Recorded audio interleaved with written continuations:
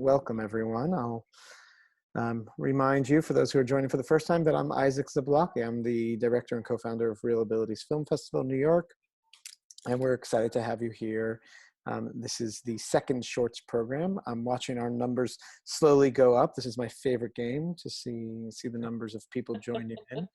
And it's funny to watch the patterns of it. We know when you leave. We know when you're not listening, when you're not paying close attention. So be sure to know that Big Brother's watching here. And thank you all for joining us. We're going to start our conversation in just a couple of minutes with some of the filmmakers of this last series that you saw, which was Shorts 2. I guess this is a good time to mention that next up will be Shorts 3, and that's our third compilation of short films. And we'll be happy to have you all there if you can make it. It's another wonderful compilation of short films. Short films are some of the best. I said this during our first collection too, but just to be fair to all our collections, short films are some of the best films in general. Short films don't get enough credit, and specifically in the disability world, that sometimes it's an under-resourced area, and sometimes short films is all that can be made with people with disabilities, and we really find every year that some of our strongest films come from the short film compilation. So these are really some of the finest. It also these compilations allow you to get a taste of a few different, one of the missions of ReelAbilities is to touch on disabilities across the spectrum. And we really do that with the short films. And there's such a mix of different disabilities that we bring up through these short films that it's a great way to connect people to different sides of this community, and to bring the community together in different ways, and to have different areas of the community that might not ever interact actually connect. So we're ready to officially get started, and I'll start by giving you some 101s. First of all, on the side of the screen, our closed caption announcement just came up. You can access closed captions that are being captioned live by a button on the bottom of your screen. I recommend everyone to follow this, unless it makes you self-conscious in whatever ways. On the top of the screen, you could see, we're going to lock it into speaker view. You cannot see one another in this version that we're using right now, which is how we're broadcasting it. In the next conversation, we actually are going to let people see, just to switch it up a little bit. But for this format, you cannot see one another. You can actually communicate with other people through the chat. And the Q&A button on the bottom of your screen, that is where you can ask questions that I will ask that's really going to go straight to me. And I'm going to ask those questions to our participants here. So use the Q&A area just for that, and only for the questions that you want to reach the participants. Moving on, I think that's it for our 101. You are also muted. If you have a question and you can't type it, we're happy to unmute your microphone. What you will need to do is, if you go to the participants button, there's an option to raise hand, which I just did. I don't know if anybody else can see that apart from our moderators. And then you could lower hand once we give you attention and let you know that your mic will be unmuted and you could ask the next question. So we'll communicate with you directly. And it's great. We have already 50 people here now in the room. And I'm going to jump now to really introduce the program itself. So first of all, I have to thank our partners. Our partners are really, this is a film festival that works for our partners, with our partners, and exists only because of our partners. So I want to thank for this film specifically, we try to just mention as many as we can. So I want to mention the Alzheimer's Association, Friends of Access Israel, which is a new organization that we've been working with this year for the first time, and they've existed for the first time. We've known Access Israel for many years, and we're really excited that now there's an American Friends of Access Israel. I want to thank the Chinese American Planning Council and Chinese Theater Works and the Asian Society. Those partners are really doing wonderful work and helped promote these specific films as part of this program. And now I'd like to welcome our filmmakers. We have 3 filmmakers out of, I think there were 5 films. And the 3 filmmakers are, I believe this is the order in which they were screened, if I'm remembering correctly. Or Levy from Bube Maises. That's how at least we pronounce it here, I think. We've had a lot of debate. Yeah, you're good. You're good. So welcome, or give a wave just in case. I'm actually not looking at our screen now because I'm reading off of the page. We have Anne Christin-Plate from Plate, probably, from Iktamuli. Say hi, give a wave. And we have Doug Roland from Feeling Through. I actually think those that order is opposites. Just to note, the other films that we screened in this section, if I'm remembering correctly, there was also Angel's Mirror, and there's one more that I'm not remembering, but I'll look it up soon. In the meantime, I'll also thank them and tell them wonderful films. Thank you for joining us, and welcome to the conversation. My first question to all of you is, tell us a little bit about yourselves and about where you came up with the idea for your film. Or I'm going to start with you. So hello everybody, I'm Or. I'm from Israel, from the north part of Israel. So the film came about, it's actually my graduation film for the university. And at the beginning of the day, we were asked to think about a subject for the film, and I was really confused about what to do. There were many options. And in that weekend, I went to see my grandmother, who lives in a nursing home and has dementia. And then it hits me like that these people have so many stories to tell. I can mix emotion that comes with them with funny moments and joy and happy and sad, and everything is mixed together. So then it hit me that that's what I need to tell, and this is the story that I will do. Wonderful, beautiful animation. Thank you very much. I'm going to move over to Doug now. My name is Doug Roland. I was the filmmaker for Feeling Through. I'm from New York City, but currently based in Los Angeles. But the short story of a very long story of the origin of this film starts about 9 years ago in New York City, when I was coming home late one night and had a chance encounter with the first deafblind person I had ever met. So similar to the film that many of you just saw, which again is a fictional film about a teen in need and his chance encounter with a deaf-blind man, there were certain elements of my own life experience that inspired that story and that encounter. So yeah, it was directly based or inspired by an encounter that I'd had myself. And some of the elements in the film, like the print on palm when they're writing on each other's palms and such, was directly inspired by my interaction. And then there's a lot of things that were fictionalized as well. And I'll just add on to that, of course, that your actor is authentic. That's correct. Yeah, Robert Tarango, who is deafblind, who plays the deafblind character. He is deafblind himself, and we partnered with the Helen Keller National Center to make the film. And during our casting session that we did there, he wasn't even on our casting list that day. We were only seeing deafblind individuals for that role. He actually works in the cafeteria there, and he just got pulled out of the cafeteria and thrown in the room, going like, "Hey, just audition for this thing," and ended up being the perfect fit for it. Amazing. That was me applauding with one hand because I'm holding my computer down. Anne, tell us a little bit about yourself. Hi, I'm Anne Christin-Plate. I'm based in Berlin. So this is almost midnight here, and I'm very excited and thankful to have my film screened at your festival, like at ReelAbilities. And my film is short, but has a long story too. Long story in terms of it took a long time for me to do this film. I started doing the first pictures 10 years ago when we were searching, like my son was 6-7 years old. He's living with Down syndrome, so it's an autobiographical film.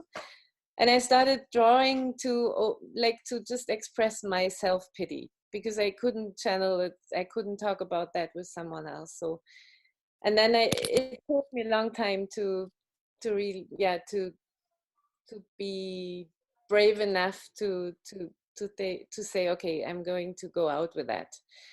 And I needed a lot of friends telling me I should do that, because they saw all my drawings, and so like I did the animation myself, so the process of doing it took me a year, like drawing a year next to my day job and to my family things.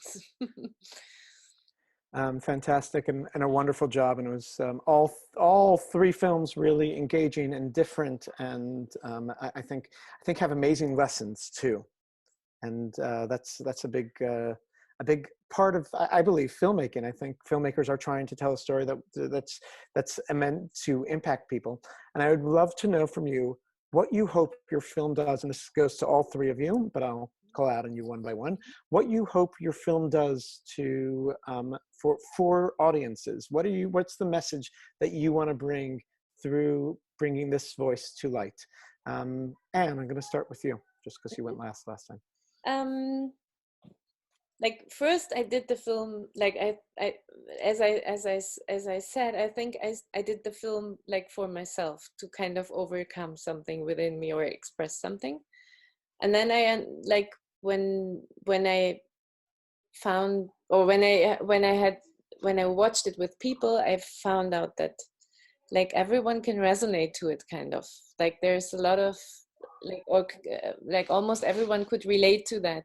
And I was hoping, first of all, that my friends who also parents who also have children with Down syndrome or with disabilities, that they would that I could be their voice, kind of for that, for expressing moments when it's not that easy.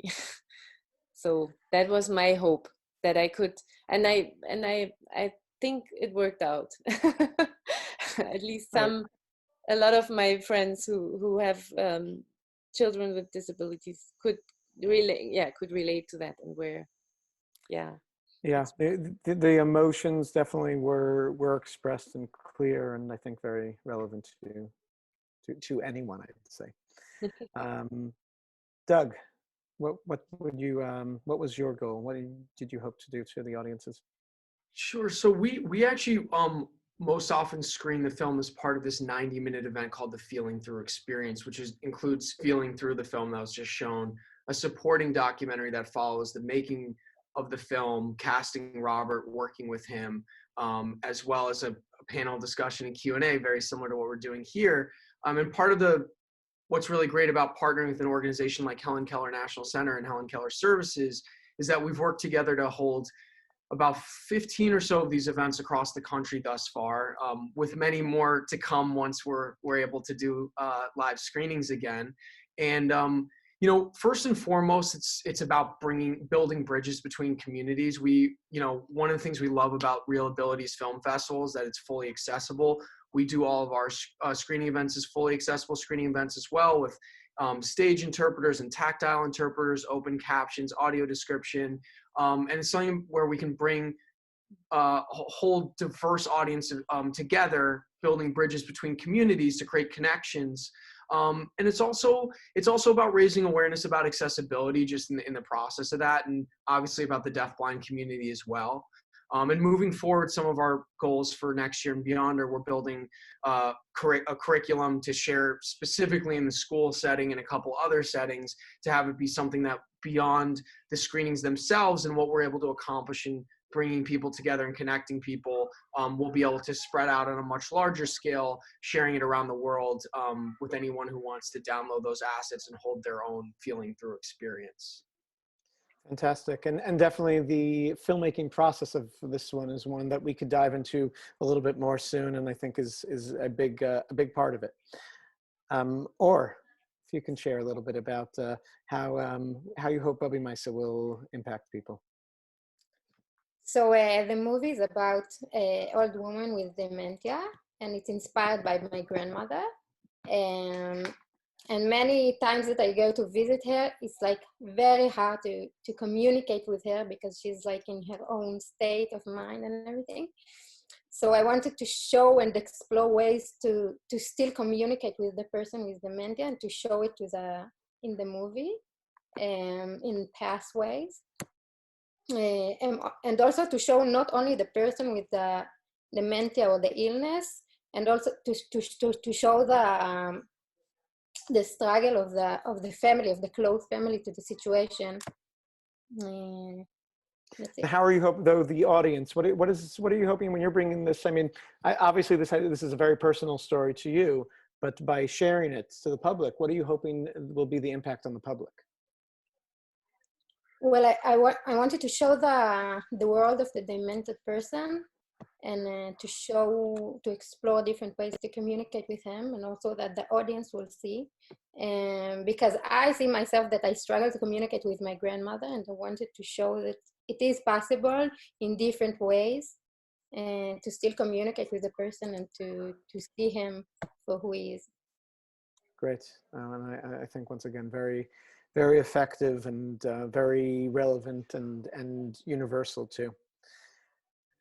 Just to dig in a little bit deeper to each of your films, or I'm gonna actually, Doug, I'm gonna start with you this time. Let's start with somebody different each time. Doug, so this process, of course, of filmmaking with a blind deaf actor is like no other that I think, I mean, I don't know how many films like that have been done. It's very brave of you also to cast this authentically and not just, you know, be inspired by the Helen Keller Foundation, but actually to truly work with an actor who is blind deaf. So we know how he was cast. Tell us a little bit about what the set work was like, and how really, I mean, how this experience has been so much different than any other experience I'm assuming you've had. Yeah, absolutely. That's a great question. Just real quick to the start of that answer, for anyone who might be asking, if you follow our social media at Feeling Through, we'll provide more info later on how to see that making of documentary. But yeah, you know, it was first and foremost, filmmaking always takes a team. But there were new members to this team as compared to any other film I'd worked on. We were really fortunate to have a great interpreting team as part of this experience. Robert and I, Robert, who's our deafblind actor, communicated, you know, through a team of interpreters. And one of the things that's really great is that we had the same core team the whole time, which allowed us to, we've worked with so many great interpreters throughout this process that are really fantastic, and even in meeting us for the first time can do an amazing job. But it's all the better when they already have a personal connection with each one of us to help streamline the communication and allow us, Robert and I, to feel like we always had like a really clear channel of communication. So definitely having that team of interpreters was essential. And then also Robert is someone, you know, for those who might not be familiar with the deafblind community, it's a spectrum of people who are legally deaf and legally blind, who might be using some degree of their hearing or vision, to people who are completely deaf and completely blind, and everyone in between. Robert is someone who is completely deaf, but relies on a little bit of like a pinhole vision, essentially, that's a little cloudy, that under the right lighting circumstances, he can see someone signing. But he has complete night blindness. So a lot of what we also had to do was, you know, when we're shooting outside at night, figure out ways that we could create these little lit areas to help facilitate that communication. But it was something, again, you know, in being able to work with a team leading up to this, we were able to figure all this out ahead of time, so that we created, you know, as smooth of a, you know, filmmaking is always a bit messy, no matter how well prepared you are, but to be very well prepared to be able to make sure everyone was comfortable, we could all communicate clearly. And, you know, to your point, we are believed to be the first film starring a deafblind actor, which is something that we're proud of, mainly just because we understand, as obviously your festival does, how important it is to have a representation of all communities, and hope that we're the first, but, you know, far from the last. And hope that this, you know, one thing that Robert always says at all of our Q&As is, he's like, deafblind people can do this just like everyone else. Of course we can. And we hope, with this film and obviously being really transparent about our process, that it helps encourage other people to cast deafblind actors as well. And I think what's wonderful about it is also that it's not just, it's not just a movie, here's a deafblind actor and this is the gimmick. It actually, the movie, first of all, is beautifully produced. It has the story. In such a short period of time, you see somebody go through such an experience and such a transition that it really holds up on its own, ignoring the whole deafblind element. It's about somebody having this experience that changes, somebody who changes. And I think that is the core of drama and a beautiful part of it.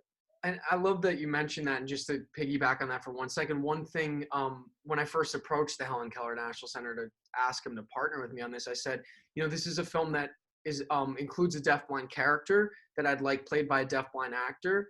But at the end of the day, it's not a film about deafblindness. It's a film about human connection that happens to include a deafblind character and a sighted and hearing character, but that the foundational theme of this film is human connection, and that's really what it's about, and that can encompass and include anyone. So you're absolutely right on that. Beautifully put.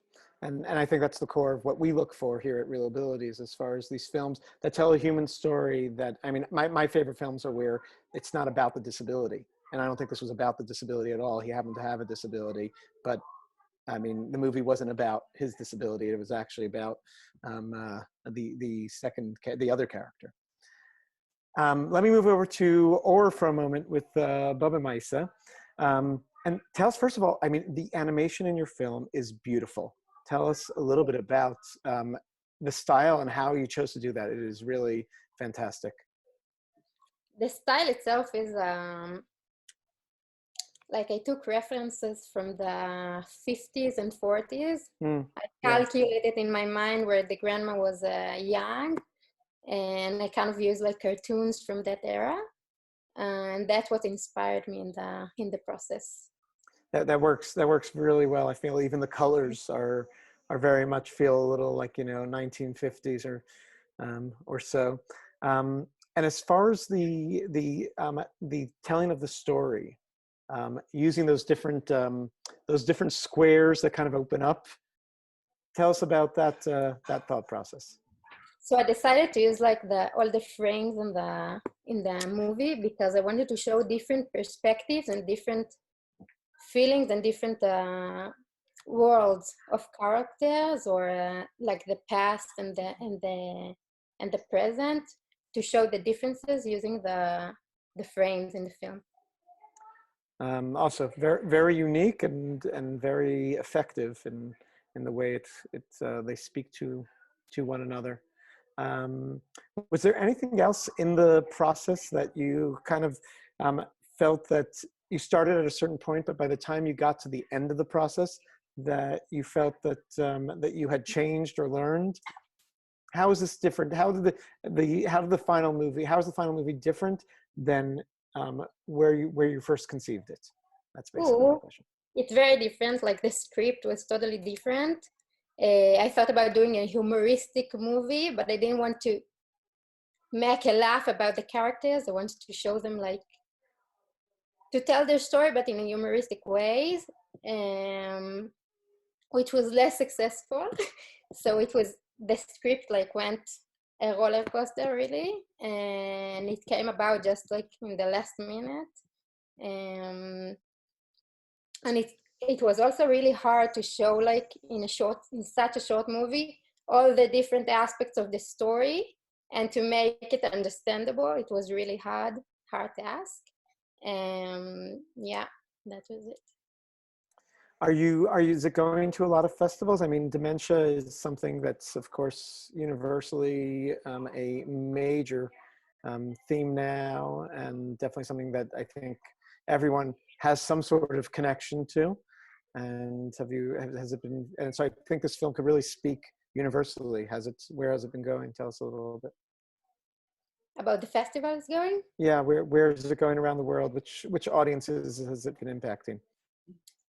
That's it. The thing is that it's the first festival about disabilities that it shows him.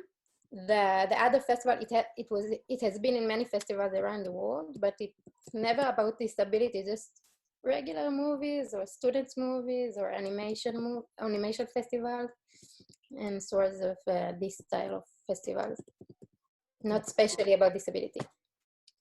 That's often the case. Yeah.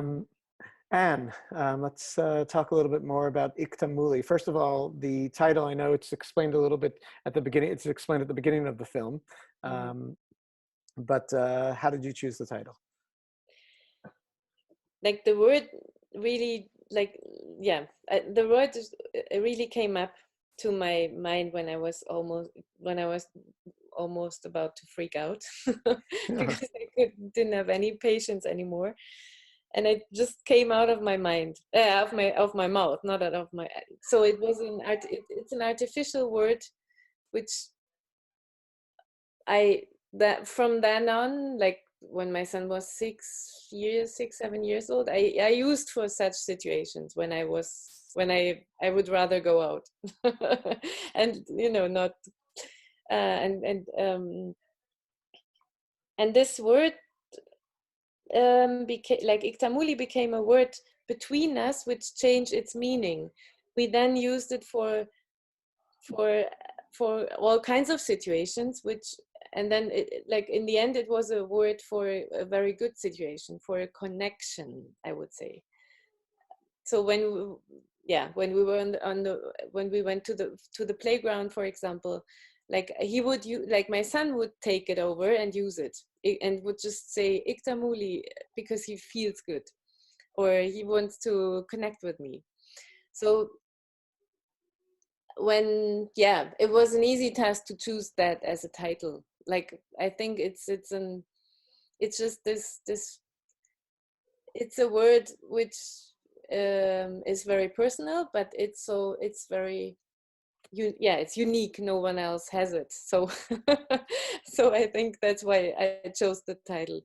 I'm going to start using it too. Yeah, go ahead. As much as possible. Yeah, and because of the film, it came back to us. Like, we kind of lost it, and then I did the film, and I showed the film, and my son saw it, and then he started to use it again. So it's nice. Nice. Yes, it's a good way to preserve it. So I want to talk a little bit also the animation process for you, as far as the choice, the artistic choices. Can you tell us a little bit about that? I see this film as a diary, like not a written diary, but a drawn diary. So I thought it's not going to be very colorful and very elaborated, I would say. I like to draw, and drawing is my means of expressing myself. So I chose this very sketchy style, or rather sketchy, or like a scribble, as if someone would do it while talking, maybe. And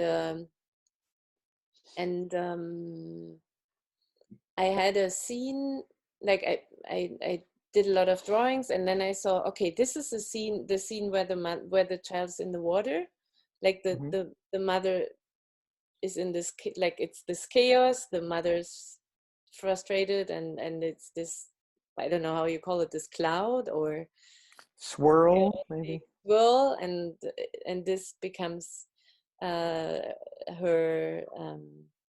and then I imagine myself crying out of pity over myself, and my son drowning in this tears, like in tears becoming an ocean of and my son drowning in them, and I don't see that, because I'm so how do you say, I'm so busy with myself. And this scene, it's in the middle of the film, and this scene was done, like, this was my starting scene, and then I kind of build it up from, like, I wanted to have this image of me being with him in the public and being looked at, and thinking and reflecting on what the others might think, and on the reactions.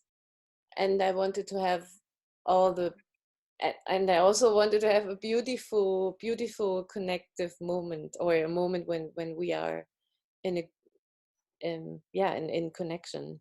That's why I put this beginning when he's waking up and I'm with him. And I think ultimately within the message of the film, the beautiful message of this is of course universal, of us constantly trying to accept others and being upset at other people because of our own faults, and trying to accept ourselves. And that I thought made this also speak much beyond disability. Yeah, in the end, like I understood that it's rather a film on me or about me than on my son, and I was really I wasn't sure if I wanted to show this film to him. It was not but he he could relate to it too. we all can from both perspectives too. Yeah. I want to take some questions from the audience, and just in case you weren't here at the beginning, you could write that in the Q&A tab and we'll get to those. And I also want to thank you all who mentioned that Man of the Trees was the 5th film that I couldn't remember its title before, didn't remember which films we had in each collection. That was the one that, the African film. But let me start with some questions from an anonymous attendee. How did the, sorry, I had a different question here. In Bube Maises, why did you choose to present dementia without saying it's dementia? Why did it without words? Why did you choose to present dementia without saying it as dementia? Yeah. I wanted to make the audience feel a little bit confused about the story, as well as because this is what the character feels, like the demented people. They feel confused about the realities and stuff like that. So I wanted to make like this kind of confusion to the audience also. I didn't want to say this is dementia. I wanted people to think more about it and to find out on their own using the story. And that's it. Yeah, I think in general it's not a film that's spoon-fed. I think it's a film that requires the audience to be active, which that was the intention. Yeah. Yeah, it's not always the case with many films. I have here another question from Joey Kovach. Doug, did you find it difficult to adapt the set for Robert, or was it not an issue at all? It's a great question. The way I answer that is, I think, and I don't mean to get like esoteric here, but I think difficult is like a perspective that like you can kind of choose to have or not. I think a lot of things in filmmaking are difficult. I think a lot of times because it's not as common, there's a perception of the accommodations that are made for someone who's maybe has a disability might be seen as more difficult than more traditional accommodations. The way we took it as a team was more just these are kind of, this is the set of things that we need to figure out for this particular shoot. And because we had a great team, and again, it was invaluable partnering with the Helen Keller National Center and Helen Keller Services to always have experts who knew a lot, or / the deafblind community themselves be a part of this. We just felt like we were prepared. So I'd say yes, it was difficult in the same way that a lot of things are difficult in filmmaking, but no harder than, again, a lot of things that you have to do in any shoot that you do. And it was something that we more embraced as a great and exciting new challenge. So we never really felt like it was difficult, if that makes sense. Thank you. Another question for Doug from Susan. You mentioned connecting different communities. We have discussed the deafblind part, but the other side here was the African American and homeless community, which is also a marginalized community. Can you discuss why you chose that this is the other character? Yeah, that's a really great question. The choice there was that Tariq, who's that character. The idea was for our protagonist or it's kind of a dual protagonist here, but our primary protagonist in him to be someone who was in a really challenging situation himself. And initially, in watching the film, the feeling is that he's maybe helping. Initially, it seems like maybe he's helping this deafblind character, Artie, but the turn at the end is also realizing that Artie is able to help him and provide something for him, which in this case is a feeling of support in some way, as being a character that's unsupported. So it was just a way to exemplify that both of these, both characters had ways in which they needed help from each other and help that they could provide one another. So that was Tariq's particular challenge in this case. But I'm glad you mentioned that, because a lot of times, there is a focus when we're presenting this on around the deafblind community. But just a really interesting point to the other side of this is actually the actor that plays Tariq, Stephen Prescott, who's an amazing young actor and an amazing person. I share this because he shares this very openly. He does a one-man show about, he grew up in Bedford-Stuyvesant in New York City, in Brooklyn, particularly the time when he's growing up, like a pretty rough neighborhood in a lot of ways. And he got caught up with, in his words, the wrong crowd. And at 16 years old, he was facing potentially 7 to 10 years for armed robbery, or to be tried as a juvenile and get juvenile hall. And he was lucky to get the latter. And that was something that really helped him turn his life around.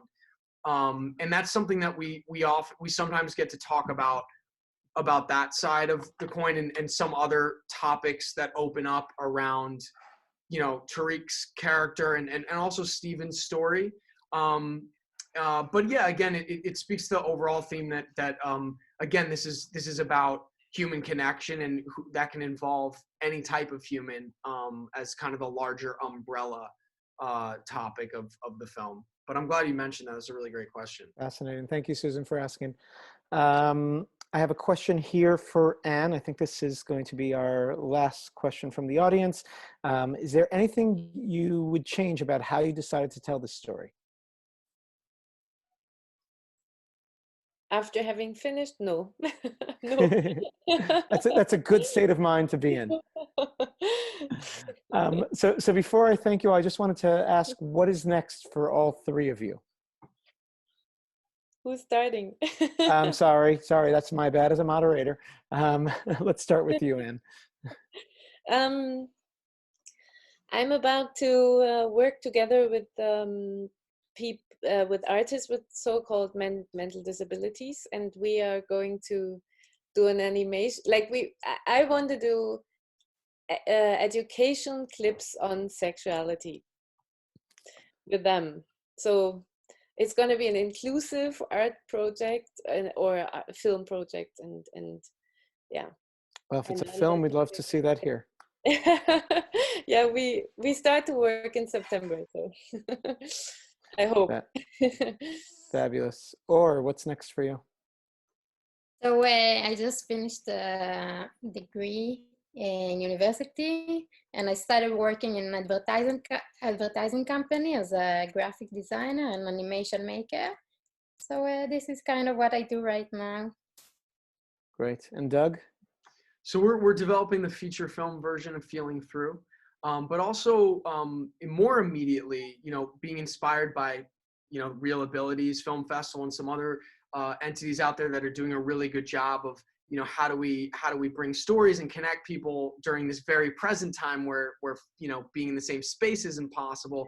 On Monday, on our social media, which again is @FeelingThrough on Facebook, Instagram, and Twitter, we're launching a #FeelingThrough initiative, which is going to be our way to use our messages about connection and building bridges between communities on our platform to have our community and engage in various ways that we'll be rolling out on our social media. So yeah, by all means, if you're interested in any the themes around this, or learning more about the film, or how we're using the film, I encourage you to go to @FeelingThrough on any of the social media platforms, where we're going to be pretty active starting on Monday.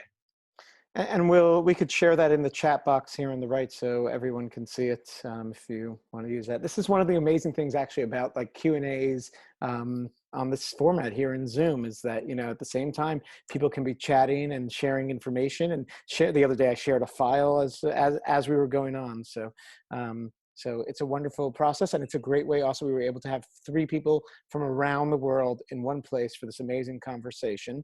That all said, I do want to end on a note of really honoring all of those who are suffering right now due to this horrible virus, and take this very seriously, and know that as much relief as we're trying to give right now with this film festival, and with the accessibility that we try to provide for everyone, so everyone in their home can really engage in this festival, we also know this is really beyond anything I could have imagined, and it's something that our hearts and thoughts are going out to everyone who is impacted by this, and we hope you all stay safe, and we look forward to seeing everybody at upcoming screenings tonight. We still have one more session of shorts, and then we have a feature film, and then tomorrow a full day of films.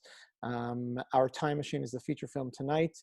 Tomorrow, a full day of amazing films and panels. So please join us, and please help spread the word, because we will have plenty of time for Netflix. ReelAbilities will only be around this week. So tell your friends to join us. Thank you very much. Thank you for everybody for participating, and we look forward to seeing you guys in the next session. Take care. Thank you. Thank Thank you. you. Thank you. Bye.